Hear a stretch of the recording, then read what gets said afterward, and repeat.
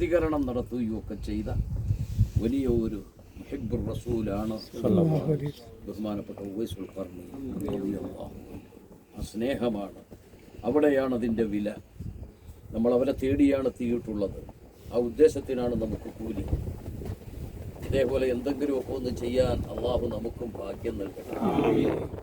നമുക്കിപ്പോൾ എന്താ ചെയ്യാൻ പറ്റുക? ഇങ്ങനെയൊക്കെ സ്നേഹിക്കാൻ കഴിഞ്ഞു. ഇപ്പുറത്ത് രണ്ടുപേരും ലോകത്തിലെ പ്രശസ്തനായ ഒരു എഴുത്തുകാരനാണ് പ്രൊഫസർ കെ ഹിറ്റി. ഇംഗ്ലീഷുകാരനാണ് പ്രൊഫസർ കെ ഹിറ്റി. അയാൾ എഴുതിയിട്ടുണ്ട്, ഇതിനു മുമ്പ് ഞാൻ പറഞ്ഞ തുൽഹത്ത് ബിൻ ഉബൈദില്ലാഹി റളിയല്ലാഹു അൻഹു ഉഹദിൽ അല്ലാഹുവിന്റെ റസൂല് കൊല്ലപ്പെട്ടു എന്ന കിംവദന്തി വന്നപ്പോൾ, ഇന്ന മുഹമ്മദൻ ഖദ് ഖുതില എന്ന പ്രഖ്യാപനം വെറുതെ അങ്ങ് അടിച്ചു വിട്ടപ്പോൾ ഫ്രണ്ടിലങ്ങ് നിന്നു, സൈഡിൽ വേറെ നിന്നു, ബാക്കിൽ നിന്നു, അള്ളാഹുവിന്റെ റസൂല് നടുക്ക് നിർത്തി പ്രൊട്ടക്ഷൻ കൊടുത്തു. പ്രൊഫസർ കെ ഹിറ്റി എഴുതി, ത്വൽഹയുടെ ശരീരത്തിലേക്ക് നോക്കിയാൽ അയാളുടെ വാക്കാണ്, മുള്ളൻ പന്നിയുടെ ശരീരം പോലെയാണ് കണ്ടത്. എന്നുവെച്ചാൽ ശരീരം ആരെ രക്ഷപ്പെടുത്താൻ,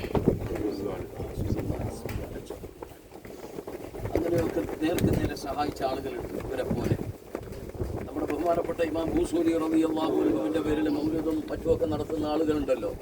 മൂപ്പരുടെ കാലത്തിന് ശേഷമല്ലേ, അള്ളാഹുവിന്റെ റസൂലിന്റെ കാലത്തിന് കുറെ കഴിഞ്ഞല്ലേ ഇവരൊക്കെ വന്നത്, 5-6 നൂറ്റാണ്ട് കഴിഞ്ഞല്ലേ വന്നത്.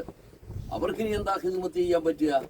അതുകൊണ്ടാണ് മൂപ്പര് പറഞ്ഞത്, ഖദംതുഹു ബിമദിഹിൻ നസ്തഖീലു ബിഹി ദുനൂബ ഉംരിൻ മദാ ഫിശ്ശഇരി വൽ ഖിദമി.